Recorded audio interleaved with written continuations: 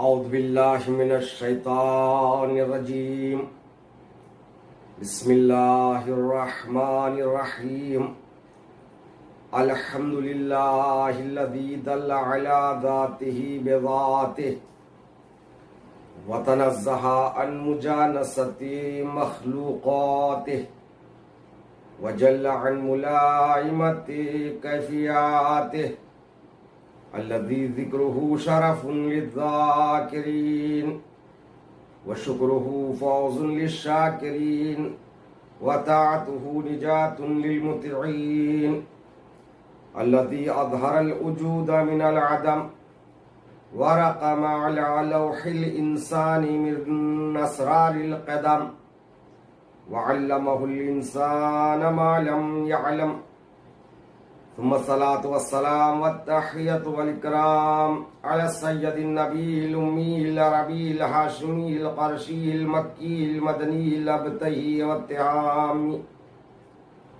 السيد البهي والسراج المضيء الكوكب الدري صاحب الوقار والسكينة المدفون بعرض المدينة العبد المؤيد ورسول المسدد المصطفى الأمجد والمحمود الأحمد حبیب الہ العالمین وخاتم النبیین وشفیع المذنبین ورحمت للعالمین بالقاسم محمد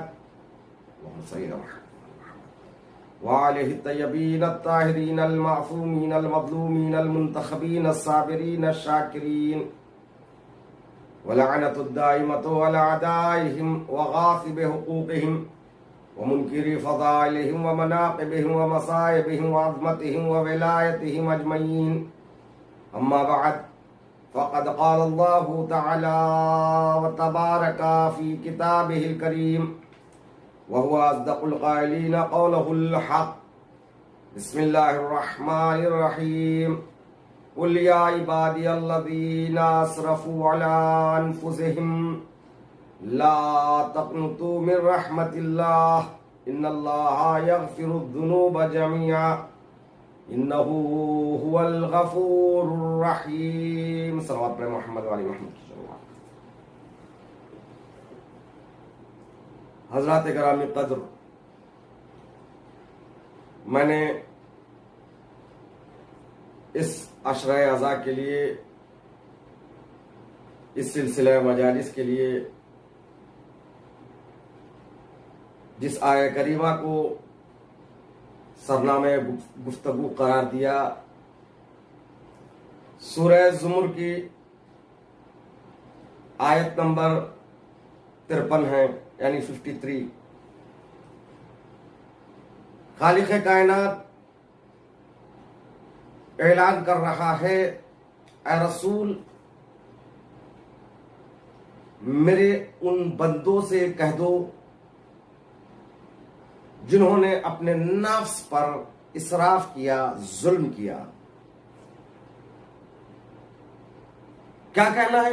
لا تقنطوا من رحمت اللہ، وہ اللہ کی رحمت سے مایوس نہ ہو.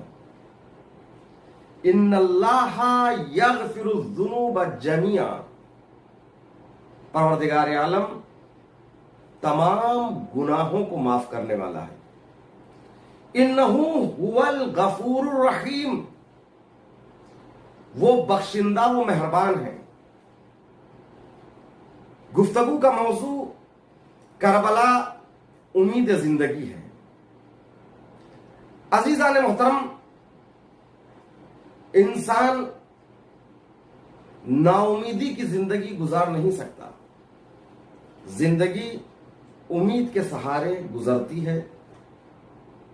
امیدوں کا ہونا ضروری ہے، لیکن سوال یہ ہے امید کس سے کرنا ہے، کس چیز سے تعلق امید کا ہے، اور کرنے والا کون ہے. اس کے 3 رخ ہیں. آپ کی امید کس سے ہے اور کرنے والا کون ہے، اس کی حیثیت کیا ہے، اور امید کس چیز کو لے کر ہے، اس کی 3 جہات ہیں. میں نے گزشتہ مجلسوں میں عرض کیا، جس سے امید کر رہے ہو اس کو پہچانو، وہ کون ہے، اس کی معرفت حاصل کرنا ضروری ہے۔ اور کل کی گفتگو یہ ہوئی تھی کہ امید کی بنیادیں 3 ہیں، یعنی امید کی تعمیر 3 بنیادوں پر ٹکی ہوئی ہے۔ پہلی بنیاد، امید بر اساس حقیقت ہو۔ شراب کو آپ سمجھ کر اگر آگے بڑھو گے تو پھر آپ کو دھوکہ ہی نصیب ہوگا، کیونکہ آپ نے غلط چیز سے امید کی تھی۔ امید بر اساس حقیقت ہو، یعنی مطلب یہ ہے کہ کبھی آپ جاہل سے علمی گفتگو کی امید نہ کریں، یہ غلط ہے، اس لیے کہ آپ کی امید بر اساس حکمت نہیں ہے، بر اساس حقیقت نہیں ہے۔ جاہل سے آپ علمی گفتگو کی امید نہ کریں، اسی طرح بخیل سے کرامت اور سخاوت کی امید نہ کریں، ظالم سے عدالت کی امید نہ کریں۔ امید جس سے کرنا ہے، جس چیز کی کر رہے ہو، اس کو پہچانو، لہذا اس کی معرفت کا حاصل کرنا ضروری ہے۔ اول الدین معرفت الجبار، دین کا پہلا قدم، پہلا درس معرفت جبار ہے، اللہ کی معرفت ہے۔ کیوں؟ امیدیں ہماری اسی سے وابستہ ہے۔ اسلام امید کا نام ہے۔ توجہ چاہتا ہوں میرے عزیزو، آپ یہ سوچ رہے ہوں گے مولانا یہ کیا کہہ رہے ہیں، اسلام امید ہے؟ ہاں، اسلام امید ہے۔ کیوں؟ میں کیوں مسلمان ہوتا اگر مجھے اس بات کی امید نہ ہوتی کہ مجھے اسلام لانے سے راہ راست مل جائے گا؟ کیوں میں مسلمان ہوتا؟ میں نمازیں کیوں پڑھتا اگر خدا سے جزا کی امید نہ ہوتی؟ میں روزے کیوں رکھتا اگر امید نہ ہوتی؟ میں خمس و زکات کیوں نکالتا؟ میں مال کو جمع کرتا، امید ہے کہ اس کی اجرت مجھے ملے گی۔ لہذا عزیزان محترم، انسان اعمال انجام دیتا ہے امید کی بنیاد پر، امید کی وجہ سے۔ تو مکمل اسلام امید ہے، اسلام امید ہے۔ اگر امید نہ ہو، مجھے امید ہے نہیں ہے کہ میں نماز پڑھ لوں مگر جنت نہیں ملے گی، ملے گی کہ نہیں ملے گی، نماز کیوں پڑھوں گا؟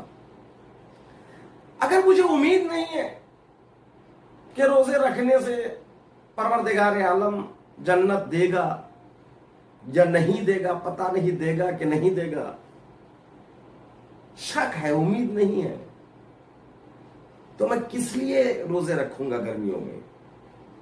خون پسینہ ایک کر کے میں نے مال و دولت کو جمع کیا، سال بھر ختم ہونے پر اس کا 5واں حصہ بطور خمس کیوں نکالوں گا؟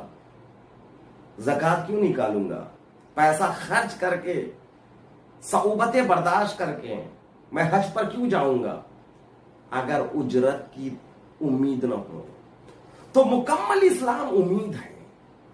تو عزیزان محترم، امید جس سے کر رہے ہو اسے پہچانو، اس کی معرفت ضروری ہے۔ گفتگو موضوع آپ کے اذہان عالیہ میں محفوظ ہے، کربلا امید زندگی۔ اسلام مکمل امید ہے، اور اسلام کی صحیح تصویر اگر دیکھنا ہے تو کربلا میں آ جائیے۔ اسلام کی مکمل تصویر کربلا کے میدان میں، آئینہ کربلا میں، کربلا کے فریم میں دین ہے، اور وہ دین حسین ہے۔ مکمل دین کا نام حسین ہے۔ جہاں ایک حسین ہے، جس حسین کی وجہ سے کئی حسینی شمع وہاں پر روشن ہیں، تبھی تو کہا خواجہ اجمیری نے دین است حسین۔ حسین مکمل دین کا نام ہے۔ نماز جزء دین ہے، روزہ جزء دین ہے، زکات جزء دین ہے، تمام اعمال جزء دین ہے۔ حقیقت دین خود امام ہے، حقیقت دین خود ولایت ہے۔ حسین مکمل دین ہے، اس لیے کہ حسین جو بول رہے ہیں وہ دین ہے، حسین جو کر رہے ہیں وہ دین ہے. حسین جس کو دیکھ کر خاموش ہو رہے ہیں، اس عمل پر راضی ہو رہے ہیں، وہ دین ہے. تو عزیزان محترم، مکمل دین حسین ہے. لہذا اگر ہم کو زندگی کا سلیقہ سیکھنا ہے تو کربلا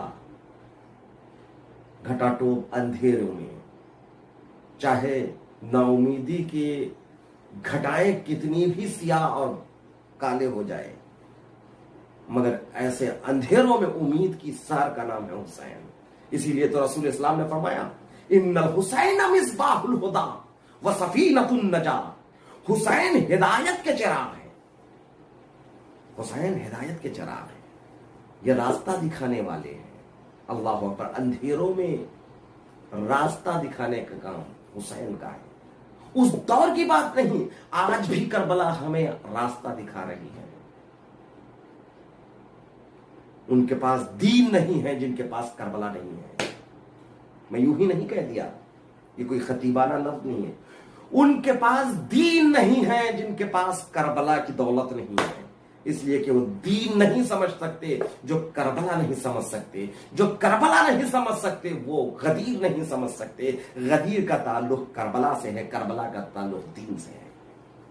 لہذا عزیزان محترم، یہ مجالس حسین ابن علی دین سمجھنے کے لیے ہے. کربلا شناسی یعنی دین شناسی، کربلا شناسی یعنی اسلام شناسی، کربلا شناسی یعنی معرفت توحید، کربلا شناسی معرفت نبوت، کربلا شناسی یعنی معرفت ولایت و امامت. کربلا کو سمجھنا ہے. کربلا صرف یہ نہیں ہے کہ جو واقعات وہاں پر پیش آئے ہیں اس کو، ان واقعات کو پڑھ لینا، اس کا ذکر کر دینا، یہ نہیں ہے.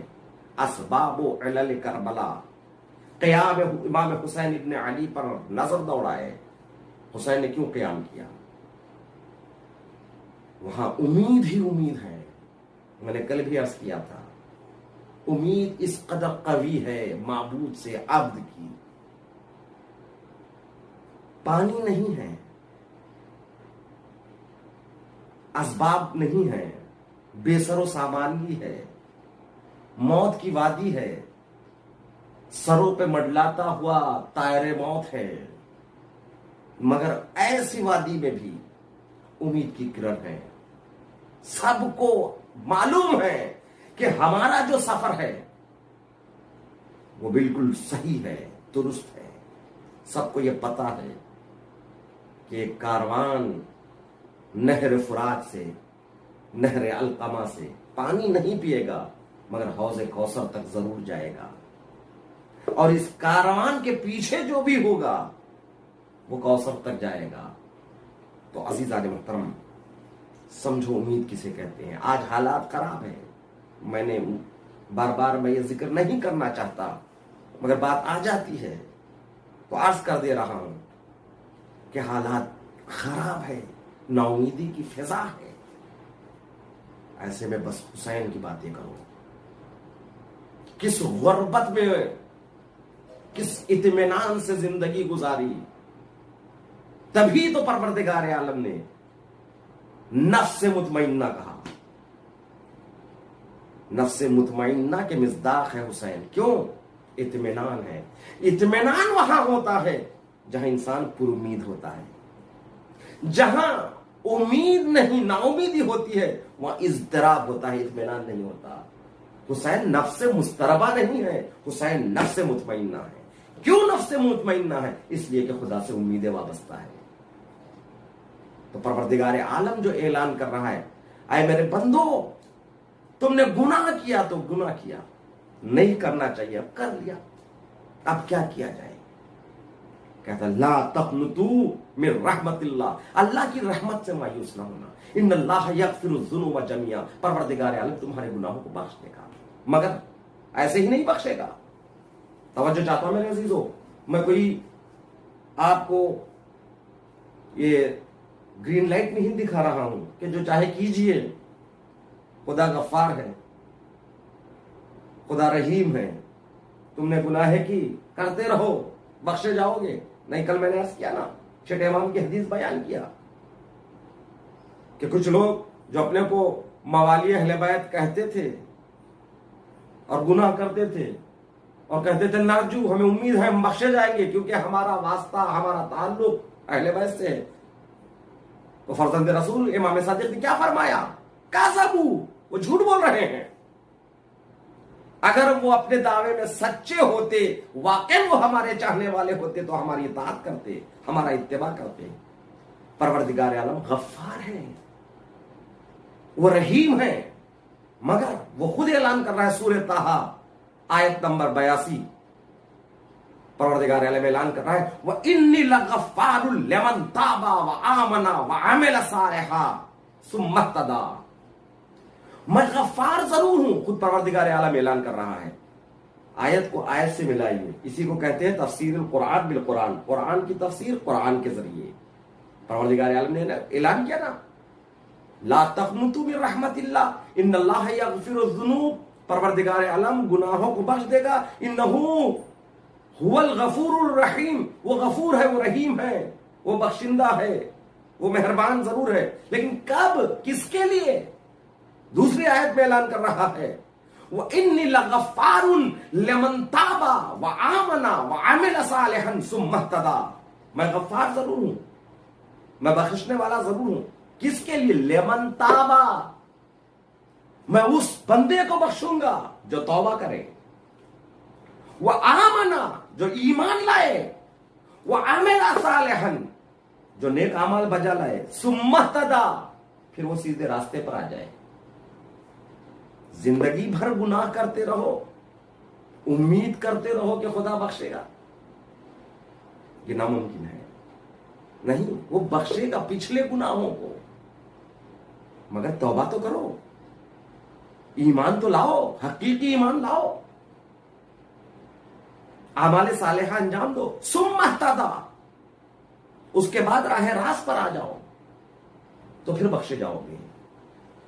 اللہ اکبر. امام جعفر الصادق علیہ السلام کا زمانہ، میں ایک واقعہ پیش کروں. امام جعفر الصادق علیہ السلام کی خدمت میں آپ کے ایک صحابی آتے ہیں اور فرماتے ہیں اے فرزند رسول، یہ مدینے کی بات ہے، اے فرزند رسول، میرا ایک رفیق ہے، کوفے کا رہنے والا ہے. جو امام کے پاس جو صحابی آئے ہیں ان کا نام ہے علی ابن حمزہ. واقعہ پڑھ رہا ہوں فروع کافی سے، توجہ چاہتا ہوں.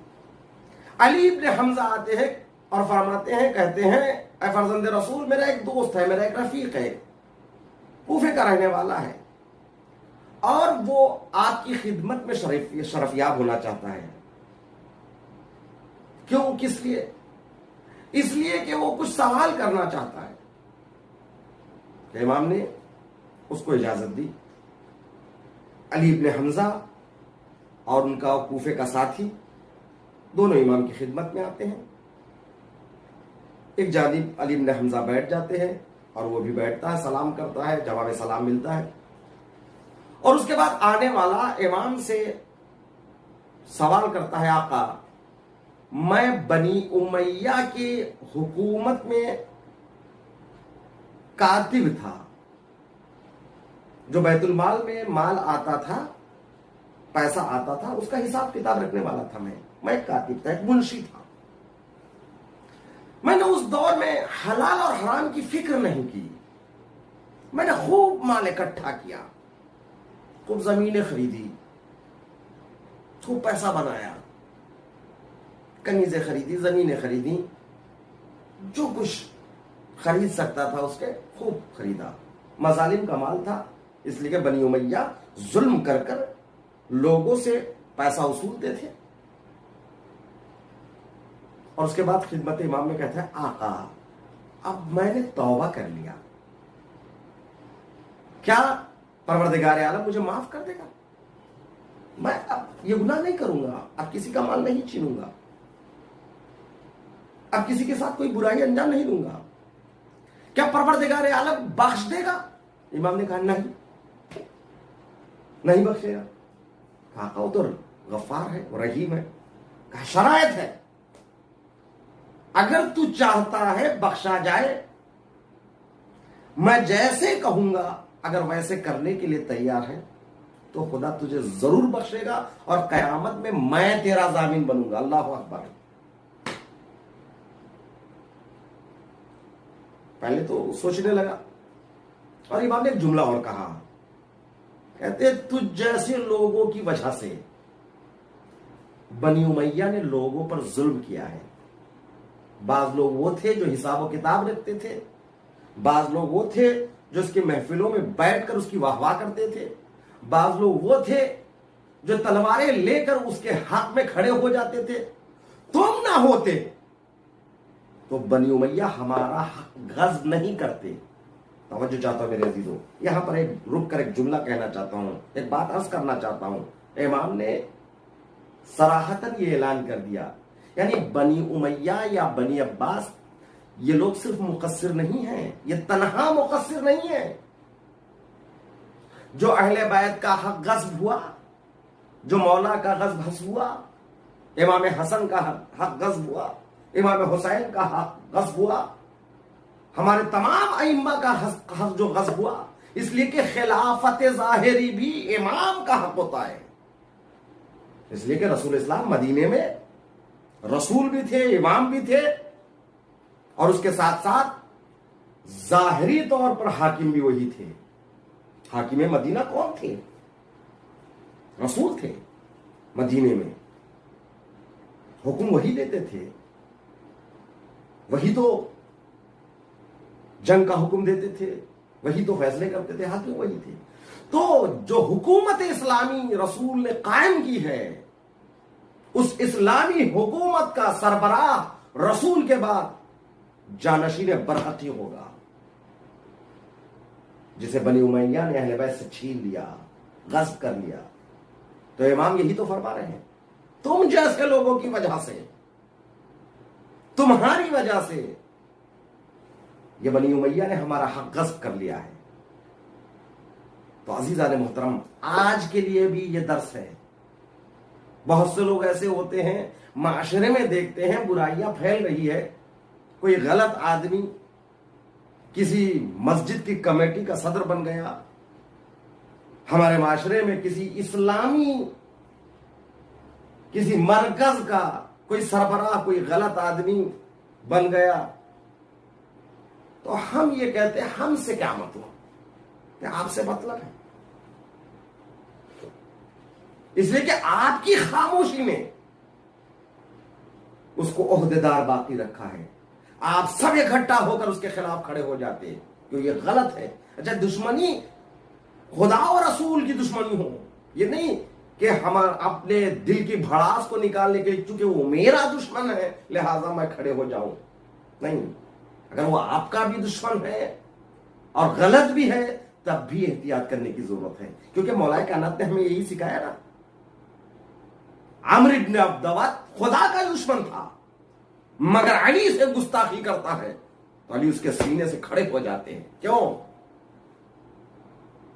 اس لیے کہ میں صرف خالصتاً للہ اس کو قتل کر رہا تھا, مگر اس نے مجھے طیش میں لایا.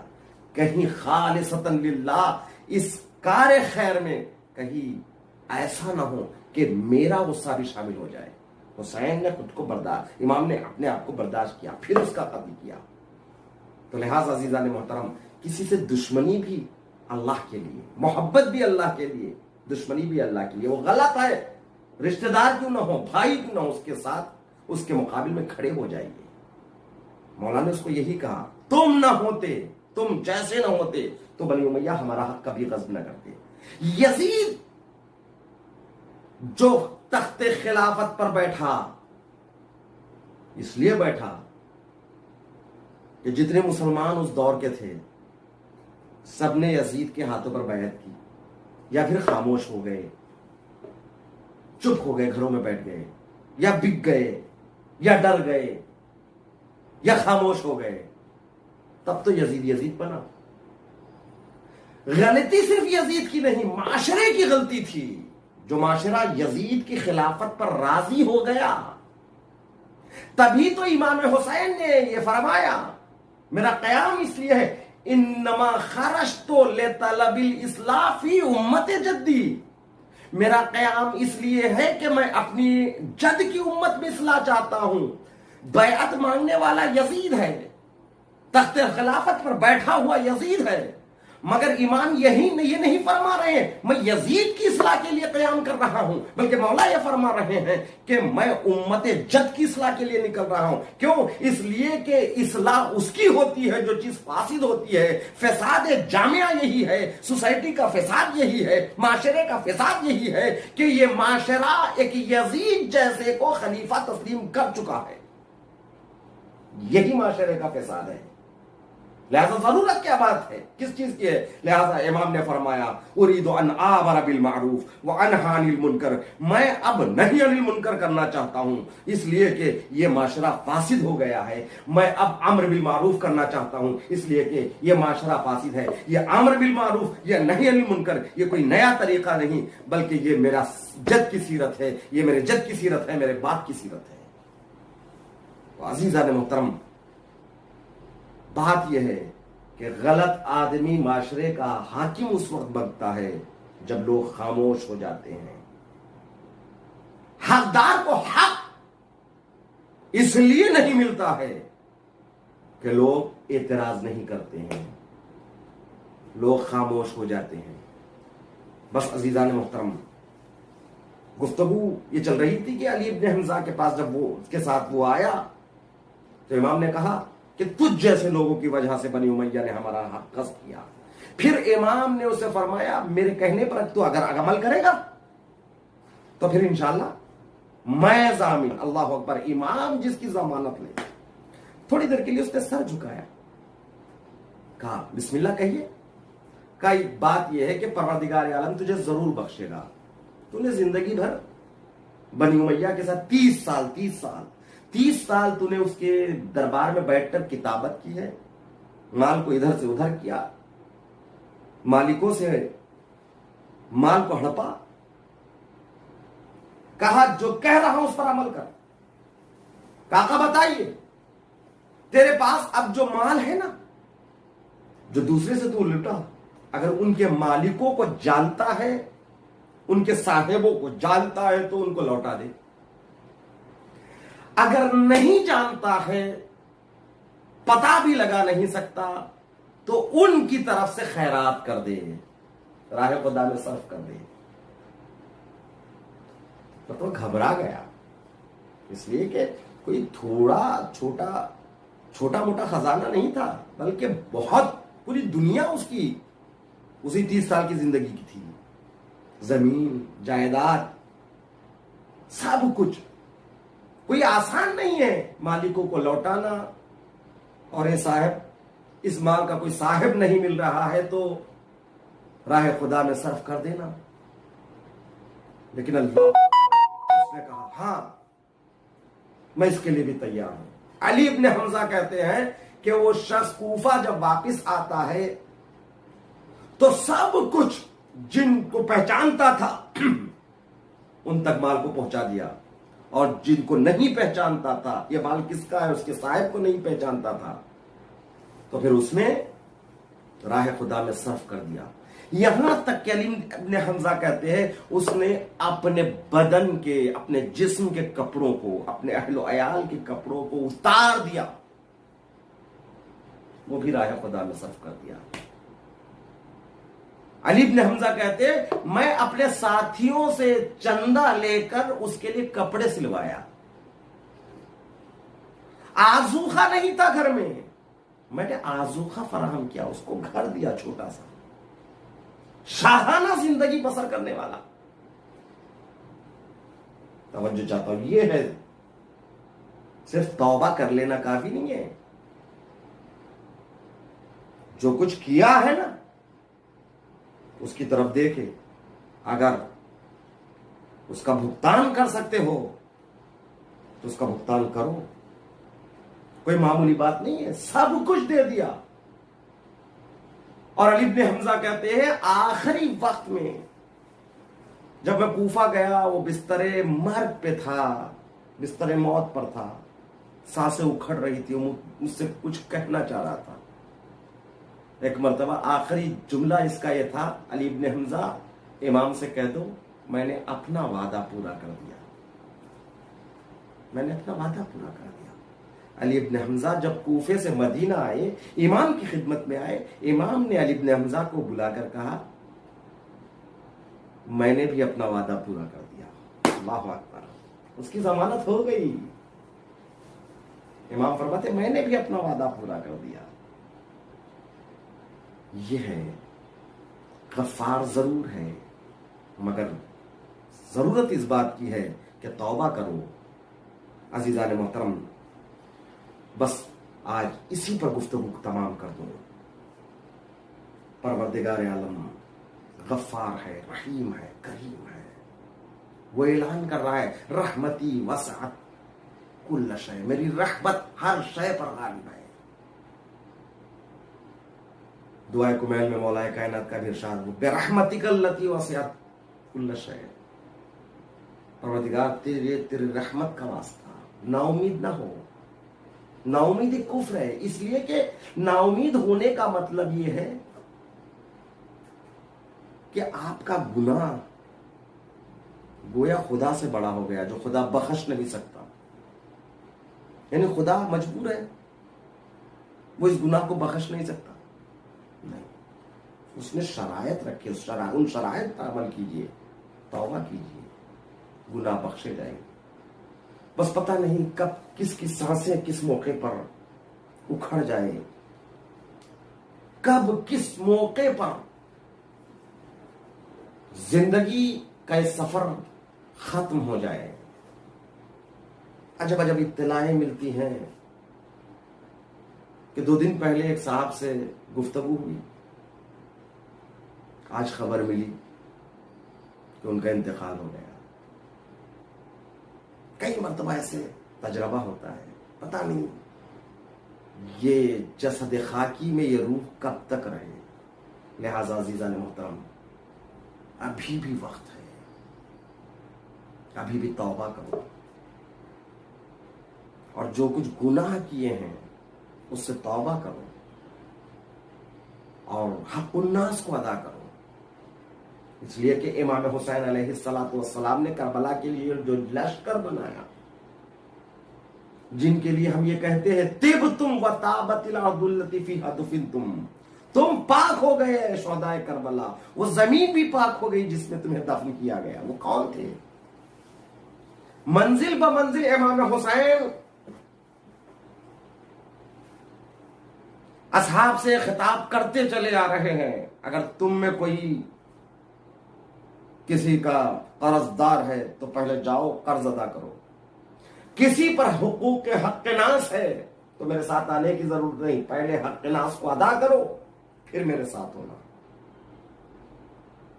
امام حسین صالحین کا لشکر بنا رہے تھے، طاقت کا لشکر نہیں، کردار کا لشکر۔ کربلا طاقتوں کی جنگ نہیں، کربلا تلواروں کی جنگ نہیں، کربلا کرداروں کی جنگ ہے۔ اس لیے حسین ابن علی کردار، صاحبان کردار کو اکٹھا کر رہے تھے، جو ساتھ آ رہے تھے انہیں لے نہیں رہے تھے، خطبات دے دے کر یہ بتا رہے تھے تم میں اگر کسی پر کوئی حق ہے تو جاؤ اس کا حق کو ادا کرو، پہلے حق ادا کرو پھر آنا۔ اللہ اکبر، لو آزادارو، آج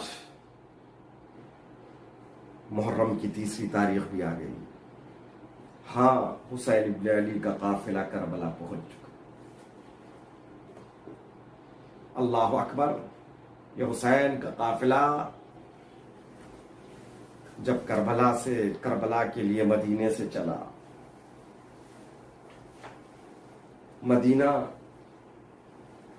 جہاں آخری وقت حسین ابن علی ماں کی قبر پہ سر رکھ کے کہتے اماں اب کل سے آپ کے قبر پر چراغ جلانے والا نہیں آئے گا اماں۔ اللہ اکبر، عجیب عالم ہے مدینے میں۔ مدینہ سنسان ہونے جا رہا ہے، مدینہ تاریخ ہو رہا ہے۔ میر انیس نے زبان حال میں مرثیہ کہا، قبر فاطمہ سے آواز آئی، ہاں بلاؤ میرا عباس دلاور ہے کدھر، وہ فدا ہے میرے بچے پہ میں صدقے اس پر، شکمے غیر سے گو ہے پاؤ میرا ہے پسر، یہ صدا سن کے برادر کو بلائے سرور، ابھی رہوار کو آگے نہ بڑھاؤ بھائی، یاد فرماتی ہے اماں ادھر آؤ بھائی۔ آ کے عباس نے سر رکھ دیا پائی نے مزار، آئی زہرا کی صدا میں تیری غربت پہ نثار، دھیان بھائی کی حفاظت کر رہے اے دلدار، دھیان بھائی کی حفاظت کر رہے اے دلدار، ارے کوئی غربت میں اسے مار نہ ڈالے بیٹا، میرا شبیر ہے اب تیرے حوالے بیٹا۔ اللہ اکبر، یہ عباس کی ذمہ داری ہے، عباس کربلا کے لیے پیدا ہوئے، اللہ اکبر، مدینے سے لے کر کربلا تک عباس ہے اور حسین ہے۔ ام البنین نے بھی عباس کو بلا کر کہا عباس وعدہ کرو جب تک زندہ رہنا حسین پر کوئی آنچ نہ آنے پائے۔